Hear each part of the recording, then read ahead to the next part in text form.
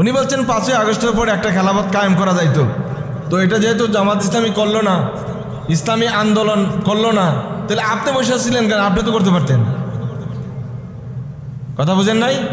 পাল্টা যদি কেউ এই কথা বলে তা আপনি বসে আছিলেন কেন? আপনি বলছেন 5 তারিখ থেকে 8 তারিখ পর্যন্ত এটা করা যাইতো, করা যাইলে আপনি তখন একটা মিছিল দিতেন, বলতেন আসেন আমরা করে বল, ভেড়া যেহেতু করে না, ময়দান ক্লিয়ার, আমরাই করে ফেলি। করলেন না, নিজে দোষ গাড়াই চাপাই দিলেন আরেকজনের উপরে। এটা খুবই গর্হিত কাজ। সুযোগ থাকার পর হাতছাড়া করার কারণে আপনি তো প্রশ্নবিদ্ধ হবেন, আপনি তো এটা জবাবদিহি করতে হবে যে সুযোগ থাকার পরে আপনি কেন কাজটা করলেন না। এই দেশে এমন কোনো মানুষ নাই, দল নাই, লোক নাই, ব্যক্তি নাই যে তার আক্রমণের শিকার হয় নাই। কথা ঠিক কিনা বলে? এমন কোনো মানুষ নেই। এটা ছোটখাটো মানুষ হোক, বড় মানুষ হোক, বড় দল হোক, ছোট দল হোক, সবার একটা একটা সমালোচনা আছে। আপনি যদি এরকম সমালোচনা করার লিস্টটা নিজে নিয়ে নেন তো অন্যরা কি করবে? আরেক ভাই প্রশ্ন করেছেন, এক পীর আছেন যিনি কোনো ইসলামী রাজনীতি করেন না, কিন্তু তিনি সকল ইসলামী দলের রাজনৈতিক কর্মকাণ্ড নিয়ে সব সময় সমালোচনা করেন। তার বক্তব্য হলো, জামাত ইসলামী বিগত 80 বছর ভুল করে যাচ্ছে, গণতন্ত্র প্রতিষ্ঠা করাই তাদের উদ্দেশ্য। 5ই আগস্টের পর খেলাফতের ডাক দিয়ে দেশে ইসলামী হুকুমত কায়েম করা সম্ভব হওয়ার পরেও তারা তা করেনি। এ বিষয়ে আপনার বক্তব্য কি? আলহামদুলিল্লাহ, সাল্লাতু ওয়াসসালামু আলা রাসূলিল্লাহ, মাবাদ। যিনি ইসলামী রাজনীতি করেন না অথচ সকল ইসলামিক রাজনৈতিক দলের উপর মাতবরি করার চেষ্টা করেন অথবা সমালোচনার চেষ্টা করেন, এটা তো ওনার একান্ত ব্যক্তিগত বিষয়। আমার মনে হয় এটা ক্ষেত্র বিশেষে ওনার বদ অভ্যাসে পরিণত হয়েছে। কিছু মানুষের মুদ্রা দোষ থাকে না, মুদ্রা দোষ থাকে, কথায় কথায় কিছু বলা, এই কথায় কথায় কাফের বলা, কথায় কথায় অমুকে ভ্রান্ত বলা, অমুকে গুমরা বলা, এটা মনে হয় একটা মুদ্রা দোষে পরিণত হয়েছে। নিজে আগে শুধরানো উচিত। শুধু মানুষের দোষ তালাশ করা এটা আরেকটা দোষ। নিজের দোষ দেখি না, শুধু মানুষের দোষ দেখি। এমন কোনো মানুষ আছে যার দোষ নাই, যার ভুল নাই? এটা হইতে পারে এক শয়তানের, আর কারো এরকম ভুল নেওয়ার কোনো কারণ নেই। তাই আপনি যেভাবে মানুষের ভুল ধরেন, বোঝা গেল যে থাকলে পৃথিবীতে এক পিস পরিশুদ্ধ মানুষ থাকলে আপনি আছেন। এইটাও একটা গোমরাহির লক্ষণ, যে আপনি মনে করেন আপনি হকের উপর আছেন আর বাকি সব গোমরা, এটা আরেকটা গোমরাহির লক্ষণ। হ্যাঁ, এটাও বলেন যে ভাই আমরাও ভুল হয়, আমরাও তো মানুষ। হ্যাঁ, এইটাও একটা ভুল হয়েছে, আপনি একটু দেখেন শুধরানো যায় কিনা। আমরাও ভুল করি, তবে আপনার ভুলটা আমার চোখে পড়ছে, এক মোমেন্ট আরেক মোমেন্টের আয়না হিসেবে আপনাকে বললাম, দেখেন শুধরানো যায় কিনা। ছোটখাটো জিনিস, অপ্রয়োজনীয় জিনিস নিয়েও এইরকম মানুষকে কথা বলা, এগুলো অসুন্দর। বিশেষত ওলামা একরামদের পক্ষ থেকে এটা কখনো আশাই করা যায় না। উনি বলছেন 5ই আগস্টের পরে একটা খেলাফত কায়েম করা যাইতো, তো এটা যেহেতু জামাত ইসলামী করলো না, ইসলামী আন্দোলন করলো না, তাহলে আপনি বসে ছিলেন কেন? আপনি তো করতে পারতেন। কথা বুঝেন নাই? পাল্টা যদি কেউ এই কথা বলে তা আপনি বসে আছিলেন কেন? আপনি বলছেন 5 তারিখ থেকে 8 তারিখ পর্যন্ত এটা করা যাইতো, করা যাইলে আপনি তখন একটা মিছিল দিতেন, বলতেন আসেন আমরা করে বল, ভেড়া যেহেতু করে না, ময়দান ক্লিয়ার, আমরাই করে ফেলি। করলেন না, নিজে দোষ গাড়াই চাপাই দিলেন আরেকজনের উপরে। এটা খুবই গর্হিত কাজ। সুযোগ থাকার পর হাতছাড়া করার কারণে আপনি তো প্রশ্নবিদ্ধ হবেন, আপনি তো এটা জবাবদিহি করতে হবে যে সুযোগ থাকার পরে আপনি কেন কাজটা করলেন না। এই দেশে এমন কোনো মানুষ নাই, দল নাই, লোক নাই, ব্যক্তি নাই যে তার আক্রমণের শিকার হয় নাই। কথা ঠিক কিনা বলে? এমন কোনো মানুষ নেই। এটা ছোটখাটো মানুষ হোক, বড় মানুষ হোক, বড় দল হোক, ছোট দল হোক, সবার একটা একটা সমালোচনা আছে। আপনি যদি এরকম সমালোচনা করার লিস্টটা নিজে নিয়ে নেন তো অন্যরা কি করবে? এজন্য এটা করা উচিত না, বরং আপনি ব্যালেন্স তৈরি করা উচিত। ব্যালেন্স তৈরি করা উচিত। 80 বছর ধরে ভুল করেছে, যেদিন থেকে আপনি ভুল ধরতে পারলেন সেদিন থেকে তো ভুলটা শুধরে দেওয়া উচিত, যে ভাই আর করবেন না, অনেক ভুল হয়ে গেছে, আর করবেন না। তার মানে হলো পৃথিবীতে সবচেয়ে সস্তা কাজ কোনটা বলেন তো দেখি? সমালোচনা করা, আরেকটা আছে তো পরামর্শ দেওয়া। সবচেয়ে সহজ কাজ হলো পরামর্শ দেওয়া আর সমালোচনা করা। এর কোনো পুঁজিও লাগে না, কোনো এলেমও লাগে না। বাদশাহ আকবরের একজন মন্ত্রী পরিষদের লোক ছিল, মোল্লা দো পেয়াজা। আপনারা তো সবাই জানেন তার নাম। তো মোল্লা দো পেয়াজাকে জিজ্ঞেস করা হলো যে সবচেয়ে সহজ কাজ কোনটা। তো উনি বলছিলেন যে সবচেয়ে সহজ কাজ হলো পরামর্শ দেওয়া। রাজা খুব খেপে গেছে, এত খেপে গেছে যে তোমার এটা প্রমাণ করতেই হবে, এটা প্রমাণ করতে হবে সবচেয়ে সহজ কাজ হলো পরামর্শ দেওয়া। তো পরের দিন দরবারে আসছেন, বলে স্যার আমাকে একটা দিন সময় দেন, একটা দিন সময় দিন, এটা আমি প্রমাণ করে দিব সবচেয়ে সহজ কাজ হলো পরামর্শ, এটা যে কেউ দিতে পারে। তো পরের দিন সকালে আসছে অফিস টাইমে, খুব কাঁথা টাথা কম্বল টম্বল যা আছে এগুলি গায়ে দিয়ে আসছে, আর খুব কাঁপতেছে, শরীর খারাপ। সবাই জিজ্ঞেস ভাই কি কয় জ্বর, আমার মারাত্মক জ্বর, জ্বরের কারণে মানে আমি চলাফেরা করতে মুশকিল। সেই একের গেট থেকে গেটম্যান, যেখানে গেট পাহারা দেয়, সে তো সবচেয়ে নিম্ন পদস্থ কর্মচারী নাকি, সেই পরামর্শ দিছে আপনি যে জ্বর উঠছে তো আপনি গরম পানি খান নাই। আর একটু আগে এসে তার ভাই আপনি কি, আমার তো জ্বর, তাহলে কি আদার পানি খান নাই। আর একটু আগে এসে বলছে যে আপনি কি এখনো ওষুধ খান নাই। আর যখন ডাক্তারের কাছে যান, মানে রাজা পর্যন্ত আস্তে আস্তে, রাজাও যখন জিজ্ঞেস করছে কি তুমি আসতে দেরি করছে কেন, কয় স্যার আমার তো এই অবস্থা। হয়তো তুমি এই পর্যন্ত কি করছে, এই করো নাই, মানে পরামর্শ সবাই দিচ্ছে। এরপরে সে বললো যে স্যার এবার বলেন তো দেখি, শুধু আপনার দরবারের ওই মাথা থেকে আপনার পর্যন্ত আসতে আসতে যেই আমাকে জিজ্ঞাসা করছে আর বলছি জ্বর, সে একটা মানে প্রেসক্রিপশন দিচ্ছে, আপনি একটা প্রেসক্রিপশন দিচ্ছেন। আমি কি আপনাদের কাউরে ভিজিট দিছি না, আপনাদেরকে বলছি যে আপনাদের কাছে পরামর্শ চাই, পরামর্শ চাইও নাই, ভিজিটও দেয় না, পরামর্শ কিন্তু সবাই দিয়ে দিচ্ছে। পৃথিবীর মধ্যে এটা হলো সবচেয়ে সস্তা এবং সহজ কাজ, পরামর্শ দেওয়া। উনি মনে হয় সস্তা কাজটাই বেছে নিছে, যেটা করতে কোনো পুঁজি লাগে না এবং ভাইরাল হওয়া যায় খুব তাড়াতাড়ি। আল্লাহ তাআলা আমাদেরকে বুঝার তৌফিক দান করুক, আমরা সবাই বলি আমিন। আমরা সমালোচনা কম করি, যতটুকু সম্ভব নিজের পরিশুদ্ধ করে কাজ করার চেষ্টা করি। সম্মানিত ভাইয়েরা, এই নাবা শব্দের অর্থটি কি, নাবায়ে আজিমদের আল্লাহ তাআলা কি বুঝাতে চেয়েছেন, পুরা তাফসিরগুলো আপনি যদি শেষ করেন পড়ে, তাহলে তিনটা কথা পাবেন। তিনটা কথা আনিন নাবাইল আজিমের তিনটা তাফসির উলামায়ে কেরাম গ্রহণ করেছেন।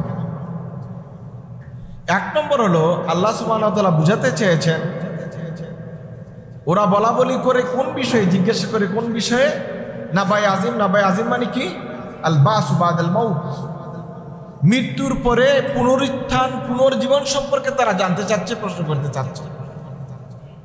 কারণ জাহিলিয়াতের যুগে মানুষের এটা বিশ্বাস করত, আরবের লোকেরা বিশ্বাস করত, জাহিলিয়াতের লোকেরা, যে দুনিয়ার জীবন হলো অন্যান্য প্রাণীদের মতো, গরু ছাগলের মতো, ওরা যেমন জীবন যাপন করে মৃত্যুবরণ করলে জীবন শেষ, ঠিক সকল মানুষ আমরা যারা আছি জন্মগ্রহণ করেছি, এক সময় চলে যাব, বাস এটাই দুনিয়ার জিন্দেগি শেষ। আল্লাহ রাসূল সাল্লাল্লাহু আলাইহি সাল্লাম যখন আখিরাতের কথা বললেন, আল বাস বাদাল মাউত, মৌতের পর আবার পুনরুত্থানের কথা বললেন, তখন তাদের মধ্যে খটকা দেখা দিল। বলে কি, আমাদের হাজার বছরের আকীদা বিশ্বাস হলো আখিরাত বলতে কিছু নাই, পুনরুত্থান বলতে কিছু নাই, জবাবদিহিতা বলতে কিছু নেই। তখন আল্লাহ সুবহানাহু ওয়া তাআলা তাদের এই প্রতিবাদী আয়াত নাযিল করলেন, আম্মা ইয়াতাসালুন আনিন নাবাইল আযীম, মানে আনিল বাস বাদাল মাউত, তারা কি মৃত্যুর পর পুনরুত্থানের বিষয়টি জানতে চায়। এটা হলো এক নম্বর তাফসীর, ওহুল কাউলুর রাজিহ ইনদা আকসারিল উলামা, অধিকাংশ মুফাসসির উলামা কেরাম বলছেন এটা হলো সবচেয়ে বিশুদ্ধ তাফসীর। ইমাম কাতাদা রাহিমাহুল্লাহ এই তাফসীরের কথা উল্লেখ করেছেন, তাফসীর ইবনে কাসিরও বর্ণিত হয়েছে, তাফসীর তাবারিতে বাসনাদ হাদিসটি বর্ণিত হয়েছে যে এটা আল বাস বাদাল মাউত আল্লাহ তাআলা বুঝাতে চেয়েছেন। দুই নম্বর হলো আল্লাহ সুবহানাহু ওয়া তাআলা আন-নাবাইল আযীম দ্বারা আল কোরআনে কারীমকে বুঝাতে চেয়েছেন। অন্য আয়াতে আল্লাহ সুবহানাহু ওয়া তাআলা নাবায়ে আজিম উল্লেখ করেছেন এবং এটা দ্বারা কোরআনকে বুঝিয়েছেন। এই তাফসির হলো হযরত আব্দুল্লাহ ইবনে আব্বাস রাদিয়াল্লাহু তাআলা আনহুর ঘনিষ্ঠ ছাত্র মুজাহিদ, বিখ্যাত তাবেঈ, তিনি এই তাফসির করেছেন। এটা হলো দ্বিতীয় তাফসির। 3 নম্বর তাফসির হলো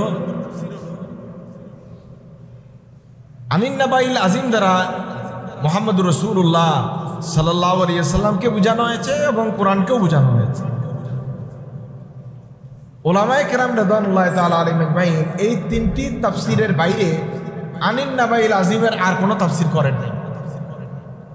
সুতরাং হঠাৎ করে এরকম বলে ফেলা বা এরকম তাফসির করে দেওয়া, আর নাবাইল আজিম মানে ব্রেকিং নিউজ, এটা একটা ভুল তাফসির।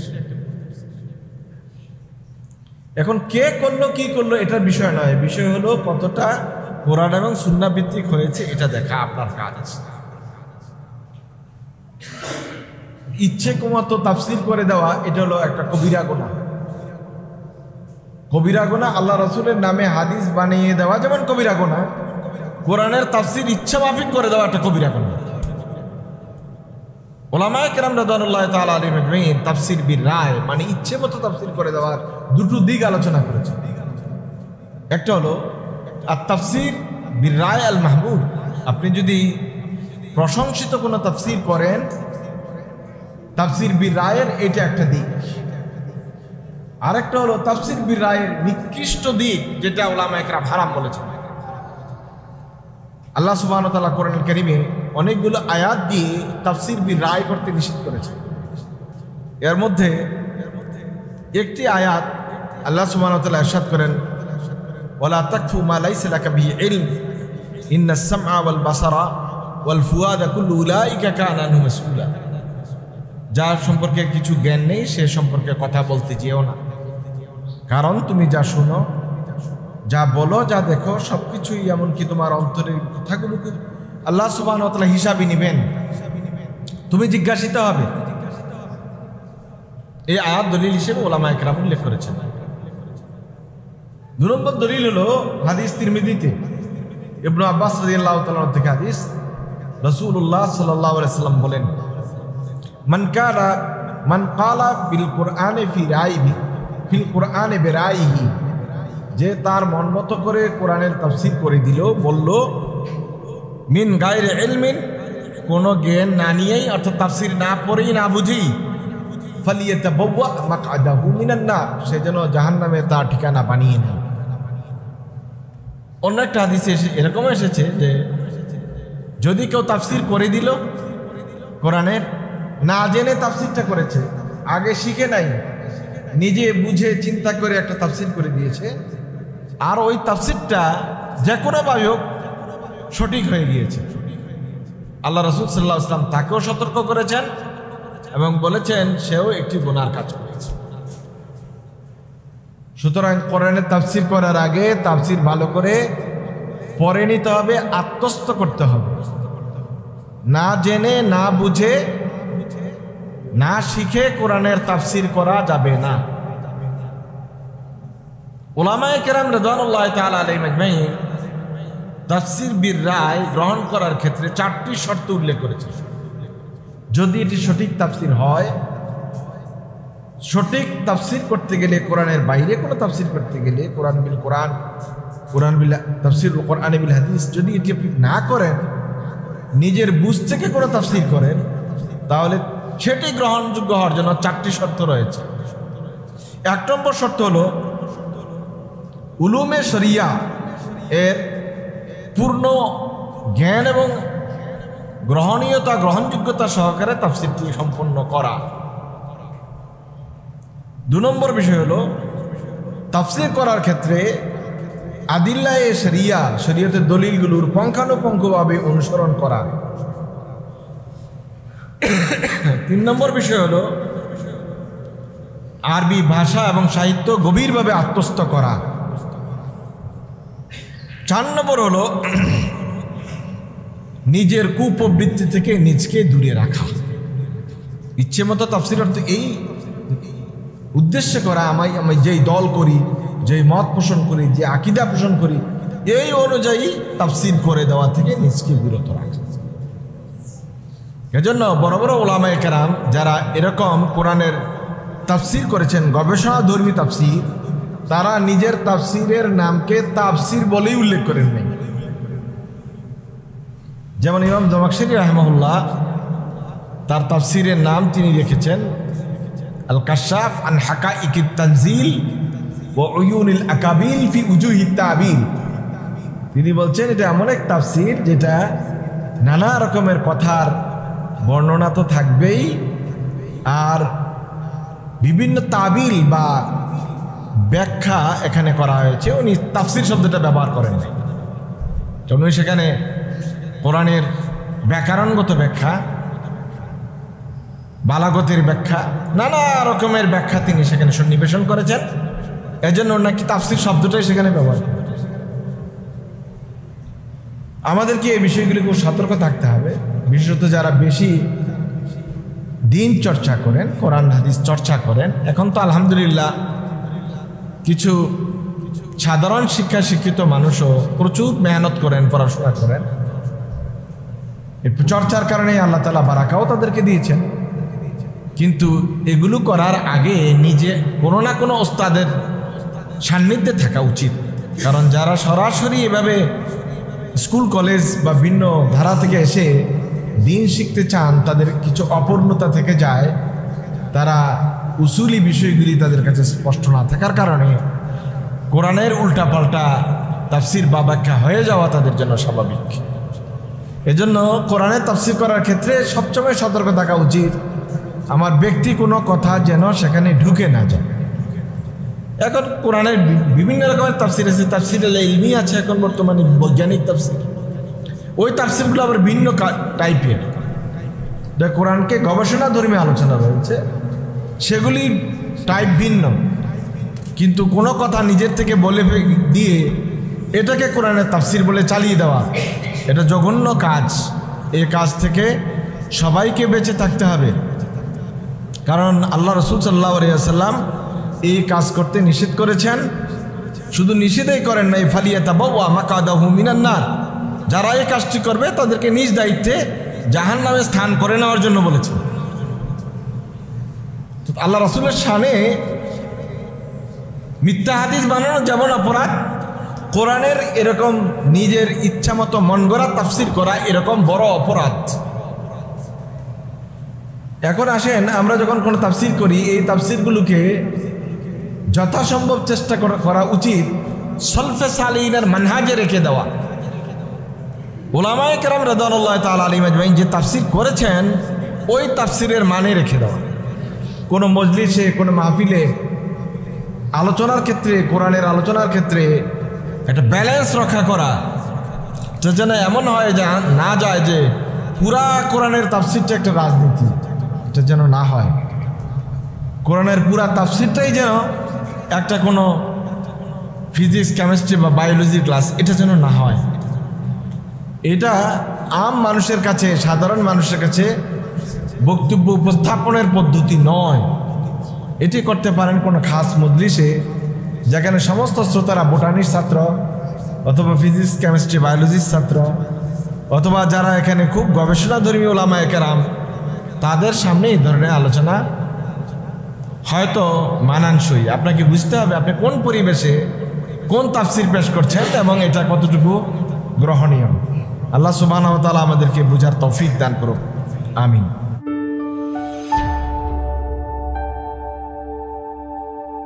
Islamic Tone 24 in charge of the Ghetto